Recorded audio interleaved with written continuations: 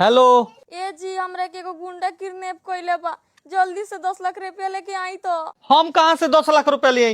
रोलो रहे तो ते गाड़ी किनवा ले ली। तो गाड़ी बेच के लिए आई। गाड़ी कहाँ से बेची? गाड़ी तो आज मुरगही चौक पर से चोरी हो गई। का कहला भैया? मुरगई चौक पे तार गाड़ी चोरी भइल बा? हाँ। काम ना कलर करला? करिया कलर के। ओकर नंबर कितना हो? 5406। अरे मर्द, किडनैप करे के चक्कर में तार गाड़ी उठा लेले बानी। देखा गुंडा भाई, ई तो गलत बात बा। तू हमार गाड़ियों उठा लेला, मेहरा रुआ उठा लेला, एगो कोनो लौटा दो। अच्छा ठीक है भैया, बोलो तार गाड़ी कहाँ पहुँचा दी? मैं चौकुआ पर पहुंचा दो। आ तार मेहरा रू?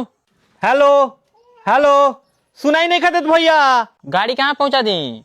अरे मुझे चौकुआ पर पहुंचाओ ना। मेहरा रू? हेलो, आवाज नहीं आवाज। गाड़ी चौक पर। मेहरा रू? आवाज नहीं आवाज। गाड़ी चौक पर। मेहरा रू? आवाज नहीं आवाज।